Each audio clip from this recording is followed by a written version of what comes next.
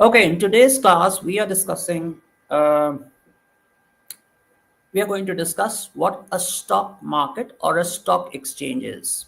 Okay, so the topic is the stock exchange, and we'll be using a few examples to illustrate and explain what a stock exchange really is. So, even though I'll be using the example of various markets, most notably the market for cars, to explain what a stock exchange is, because there are some analogies between these two markets. So I'm going to discuss that. First, I'll discuss the market, then the market for cars, and then what a stock exchange is. But throughout this lecture, please keep your focus on the stock exchange. All right. Even though I'm discussing a couple of markets, I'm not discussing the market for cars or the market for television. I am ultimately trying to get to the point where I explain to you um, uh, in in uh, in detail and in a way that you can understand what a stock exchange really is. So, what is a stock exchange, or as it is called, a stock market? So, in order to understand, first let us go back. Let's take a step back and try and understand what a market is. Okay, so what is a market? Uh, Usually, when I ask this question, all right, what's a market? I get the answer, sir, a market is a place where we buy things. Okay, so there are a couple of problems with this definition. Firstly, all right, look, when you look at a market, what comes to your mind? Okay, uh, if your mother says to you, go get some eggs from the market, so you are looking at the market from your angle. At that point, what are you? You are a consumer. You are going to buy eggs. You're going to buy eggs for your own consumption. So you become a consumer. What does a consumer do? What what makes a consumer a consumer? So a consumer creates demand. Okay, so that's the first concept that you have to start warming up to. Demand. What is demand? I want something. Does that automatically mean I'm demanding it? No. Unless and until I have the ability to pay for it, I cannot create demand. I may want eggs, but if I don't have the power to purchase them, another word, purchasing power, if I don't have the power to purchase them, then I will not be able to create demand, right? So, and it works the other way too. If I have the purchasing power, but I don't want something, even then I will not create demand for that particular product. It can be so frustrating to a salesperson when he wants to sell something to a person who has money, but that person just does not want that something. He's not creating demand for that product. So what is demand? Demand is the willingness backed by the ability to pay for a product. Okay, so when a consumer is going to the market, he is looking at the market and he is seeing shops, he's seeing vendors. These vendors are able to fulfill his needs. So in other words, whatever he demands, the sellers are able to supply them. Okay, so in a market there are two forces. In a market there are two things: demand and supply. Okay, so so now refine your definition. Market has demand and supply. Okay, second thing, let's look at the definition of the student again. Market is a place where we buy things. Okay, no, so we don't buy things. In the market there are the forces of supply and demand. Market is a place. Is market really a place? Yeah, there was a time when there used to be designated spaces where people would set up shop and they would sell the goods. But does that happen now? No, that does not happen now. Look at the market for foreign exchange. Look at the market for currency.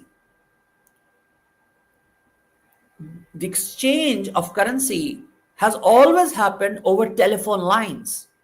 Okay, when you go to exchange, a currency exchange, I'm not talking about a stock exchange, that's the market for currency. So you say, I want to buy so many dollars. So what will the person do? He's going to pick up the phone and he's going to find out where in the market the dollars are sitting, and then he is going to order the dollars, and the dollars will come and you will buy the dollars, right? So what is that market? That market is basically the telephone connection of all the people who are buying and selling currency. I mean, this used to happen about 20, 25 years ago. Today, they have shifted everything to digital technology, to online trading.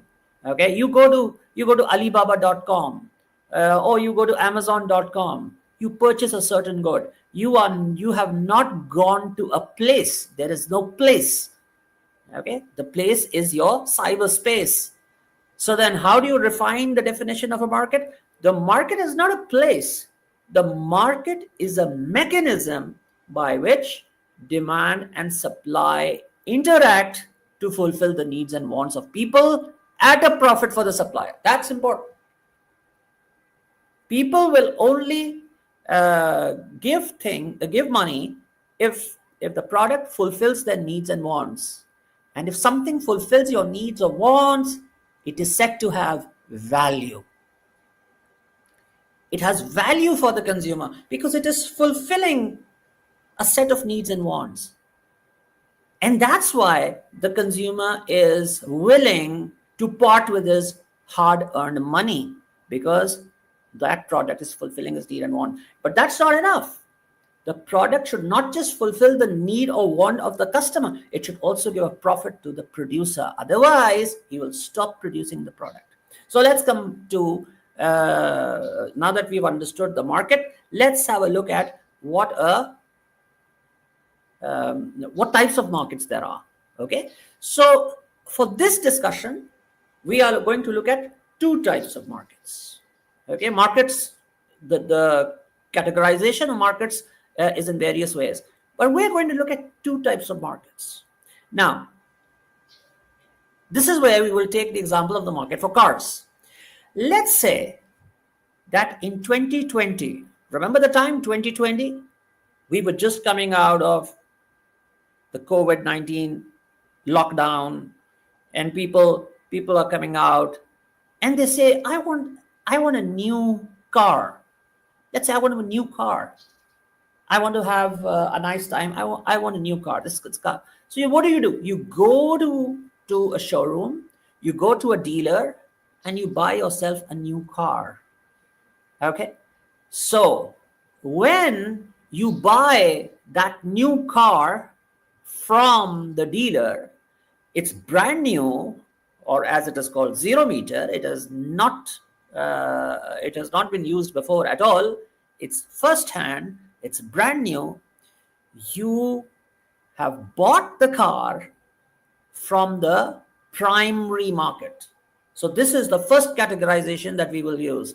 Primary market. What is a primary market? Primary market is that market from where you can get first-hand goods, brand new goods. Okay. Now let's say I've bought that good, and I started using the car, and I use it for 1 year, 2 years, 3 years. And in 2025, I say, all right, enough. I have enjoyed the rides on this car, and now I want to sell this car and maybe buy a new one for whatever reason. I need money or whatever. I want to sell this car. I don't want this car anymore. I want to liquidate it. Liquidate. Liquidate means converting it into liquid cash. I want to sell it. Now, let's say I bought the car from the Honda company. Can I go back to the Honda company and say, I've used your car, please buy it back from me? Impossible. Impossible. Once the company has sold the car, it is never going to repurchase it. It's never going to buy the car back. Okay, they are busy making new cars. You bought the 2020 model. Now they are busy making the model for 2026. Why will they buy their old car, the used car? They are not in that business. So the car company will never buy the product back. But I still want money and I still want to sell the car. So what do? I look for someone outside, outside the showroom who wants to buy the car of that make, of that model. Okay. Someone wants, is there anyone who wants a 2020 model of Honda? Okay. The Honda company definitely doesn't want it back. Yes, I find someone. Okay. How do I find it? Maybe I go on wheels.com, or maybe I put an ad in the newspaper and somebody contacts me and says, yes, I am interested in that make. I'm interested in that model. How much are you going to sell it for? And I quote my price, and he accepts the price, and the exchange happens. So this exchange has not happened of a brand new commodity. This is not a brand new commodity. What is this? This is a second-hand commodity. This car is now second-hand. It has been used for some time, for 5 years. But there is still demand for that car. So that's why somebody has bought it from me. All right. So this market that has emerged is very different from the market where the cars are also being sold by the dealers. Brand new cars are also being sold. But cars are also being sold between consumers. Okay, there is, this market is called the secondary market. So there's a primary market where the car was where the car was sold brand new, and now there is a secondary market, or simply put, it can be called the market for second-hand cars. Okay, so now two markets have emerged. The first market is that market in which you sell cars which are brand new. That's the primary market. The second is where you sell cars that are second-hand. That's the secondary market. So every car can be sold in two types of markets, in the primary market or in the secondary market. Now let's talk about the stock exchange. The share of a company. Think about the share of the company as that car that was manufactured the first time. Okay. A stock exchange is a place where financial assets are bought and sold. Okay, yeah, now I've used the word place, but please forgive me for that. This is not a technical definition. I'll come back and refine the definition, but just in order to make it clear to you, a place where financial assets are bought and sold. Okay, some assets are real assets. They can be used, but financial assets are those assets which represent money. Simply speaking, they represent some financial value. So what is a share? A share is a certificate of ownership. A share is issued by the company, just as a car is made by the company and sent into the market. So the share, what is a share? Let's think about it a little bit. What is a share? Whenever a company needs money, it has some options to raise that finance, to raise that money. So it can sell debentures or bonds, and it can take a loan from the public and return it after 10 years. Or it can take a loan from the bank and it can return it after a few years.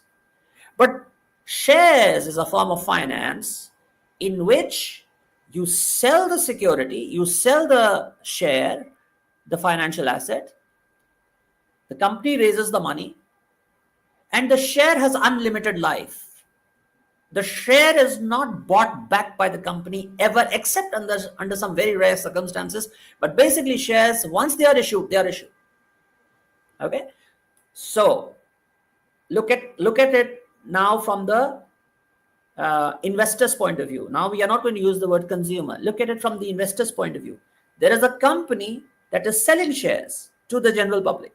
And there are some people in the public who have the money and they want to buy the shares Let's say Shell company wants some money. So it issues shares, it sells shares, and some people want to buy those shares. Why do people want to buy shares? For two things. Either over a period of time, they will get a cut of the profit based on how many shares they have, or the value of the share will go up. Okay, now this is where the share cannot compare with the car. The car, there are two investments that are very bad investments: cars and mobile phones or electronic equipment. Because these two assets, they do not go up in value over time. Over time, they only undergo depreciation, which means their value falls. But there are other assets that increase in value over time. Antiques may become expensive over time. Gold might become expensive over time. Land might become expensive over time. So now think of your share as land. What happens with land? The value of the land increases with time, usually, unless you are in a war zone. The same thing happens with shares. When people buy shares of a company, they invest $100,000, let's say. They will keep the shares, and over time, they will expect the value of the shares to increase. So what happens? You put 100,000 in the shares and you're doing nothing. You go to sleep one night, and tomorrow morning, the company posts a profit, the value of the share goes up. You suddenly become rich. You become richer. So in economics, we use the term shareholders' wealth has increased. This is shareholders' wealth. When he puts money into the shares, when he buys shares from the company, the Shell company has sold shares because they want money for their business, whatever they want to do. They want to put money in. They want to put money in financial assets, or they want to put money in real assets, or they want expansion, or they want money for their activities. But people who buy shares, they have just one objective: increasing their wealth, increasing shareholders' wealth. That's what they are interested in. So, coming back, now what happens? The company has issued the shares. It's not going to buy it back. It's like a car. We've made it, we've sold it. Okay? We're not going to buy it back. But after 5 years, the value of the share really goes up. From 100,000, it climbs to 1 million, let's say. Now those people who have those shares, they want to liquidate it, just as our friend who had the car wanted to liquidate the car. Now they want to liquidate the shares. Okay. So what do? Can they go back to the company and say, hey, I bought these shares from you. Now, can you please buy it back from me? That's not going to happen. That's not going to happen. So this person, what will he do? He will go to another market. He will find people who are interested in buying shares of Shell company from him. Okay. Are these new shares? Have these shares been issued first time? No, they were issued 5 years ago. Okay. They were issued 5 years ago. And because these shares are not new, we will now call them second hand, but we never call them second. So that word is used only for cars. We will say that these are shares that have not been issued first time, and they are being sold by existing investors to new investors. And the market where these shares are sold between investors is the secondary market for shares. So now shares also have, or financial assets, financial securities. I've just used the example of shares, but this is true for any financial asset. So like cars, financial assets or shares or bonds, they are also sold in two types of markets. The primary market for shares. What is the primary market for shares? When the shares are issued first time, or as they say, stock, shares of stock. When stock is issued first time, that's the primary market for shares. And by the way, where are the shares issued first time? If the Shell company wants to issue shares, new shares, Where will it sell the shares from? It's going to sell these shares through special banks called investment banks. So the investment banks are the primary market for financial securities or financial assets. And when I have used those shares for 5 years, I've kept those shares for 5 years, and now I want to resell them. Now I cannot go to the primary market. Now I'll go to the secondary market, and that secondary market for shares is called the stock exchange.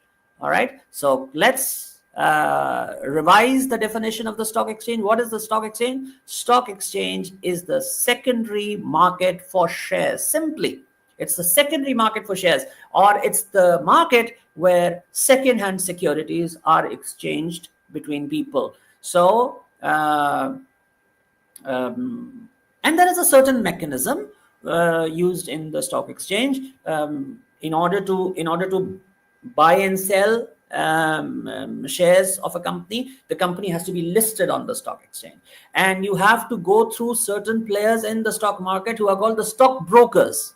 Okay, they're called the stock brokers, and these stock brokers will then bring about, because they are the market insiders, so they will bring about the connection or the interaction between the buyers and sellers of shares. Some well-known stock exchanges or stock markets in the world, of course, the two top are New York Stock Exchange and the LSE, which is the London Stock Exchange.